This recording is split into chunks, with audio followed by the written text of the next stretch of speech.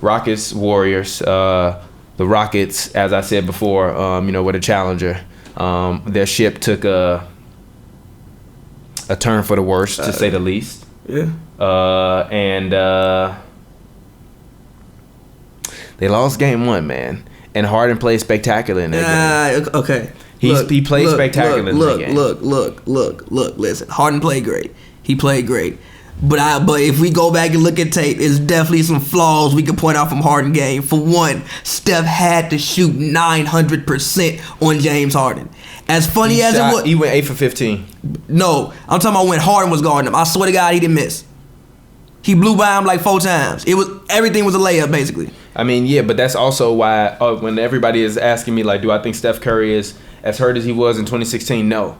You can clearly see that from the way he going to the basket. In 2016, after he got hurt, he was not going to the basket like that. Yeah. Like, even if you look at the series versus the Cavs versus Kevin Love, Steph Curry now is taking Kevin Love off the dribble, going straight to the hole. Yeah, but see, I also think that's where Steph has got smarter as a player. Because I think in previous years he would have settled because, again, that's still not a bad shot for Steph. Like, he can make that. But it's like, why would you do that? Yeah, but also I felt like he didn't after he got hurt back then, he didn't have the mobility that he had now. Yeah, but I even think before he got hurt, he still would have took that shot because he can make that. That's not a bad shot for him.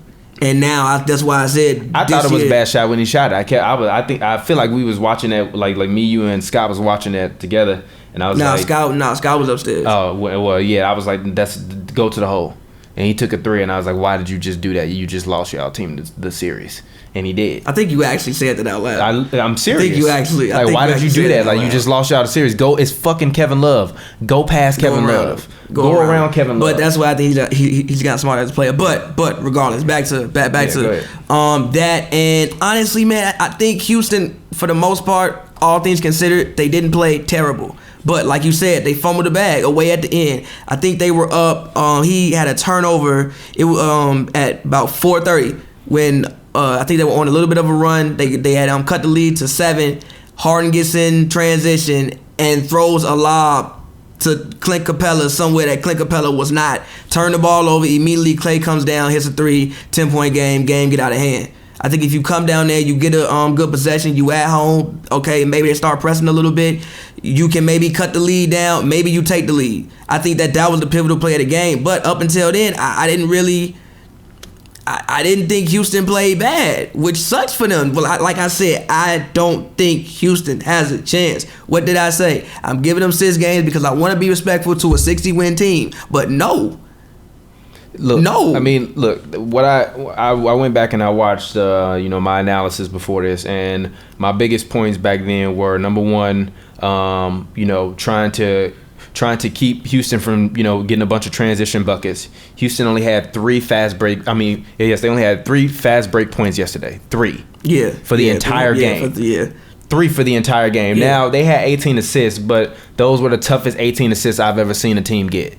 Harden was just pounding away at that ball in ISO all game long. And even when CP3 got the ball, pounded away in ISO. CP3 only had 3 assists. Yeah. So what did I say? I said that if you can neutralize them in transition, then you neutralize their shooters. If you look at all of the shooters that they have on the team, nobody really had that solid of a night. Like, if you're looking at from 3, you got Mbah Moute was 0-2, Eric Gordon 3 of 7. He missed 3 gimmies at the rim too. Yeah, exactly. Harden was 5 of 9, CP3 2 of 7. Trevor Ariza 1 of 5. Trevor Ariza was also in foul trouble. PJ Tucker 0-2, 0-3 for the game. 1 point for PJ Tucker. That's what I told you that you're gonna have to run into. And then the third point that I made was Kevin Durant.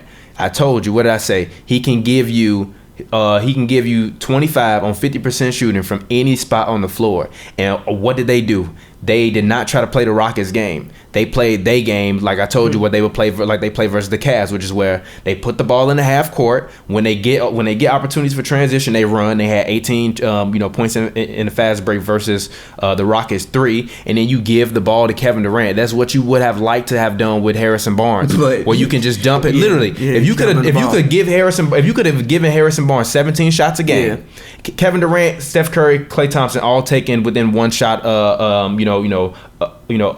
per game within each other, pretty much during the regular season and the playoffs.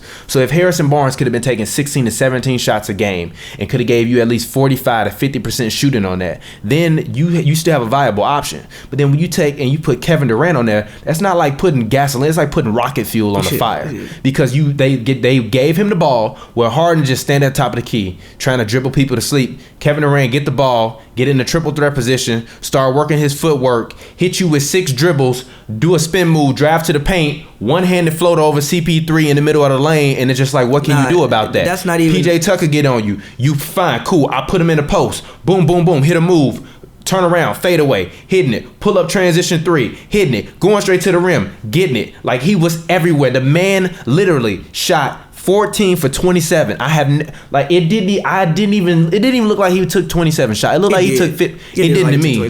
No, it didn't. It looked like watching some of the greatest offensive basketball I've ever seen in my life. It was amazing. It was. He did not have to work for that. Go ahead. The shot that I just dropped my head at was when I think it was in transition, or either Capella got switched out on him, and Capella ripped up Steph. Like, Capella arguably, I think you could make I think he's a top damn near 3 defensive center in the league. No. Come on, man. Over Gobert? Over Embiid? On the wing. Embiid, no, but Gobert can't defend on the wing like him. And Capella can also shot block, clearly. Does Draymond count as a big? I said center. Okay, all right. Oh, okay. Because you gotta account, bro. The man ripped up Steph. Okay. On the perimeter. Yeah. And blocking everything around the rim. Yeah. And if you got somebody who can pass to him, he's a great roller. Yeah. One thing they did do is they did get the lob involved. No, they didn't. They did. They got about 6 lobs. No, they didn't get 6 lobs. I counted during the game. They got 3 lobs. One of them was broken up. 2 of them was actually converted for dunks for Clint Capella. They was not getting them lobs like that in the half court. And one of the lobs they got was coming off of a transition bucket where Harden got the ball, and I think he dribbled to the left-hand side of the floor and threw Clint Capella a lob, and then Clint Capella caught it and dunked it in. They were not getting lobs. They only had 3 fast break points. How many? Most of Clint Capella's lobs don't come in transition, bro. No, because he's no, bro. You told me. Come in the pick and roll.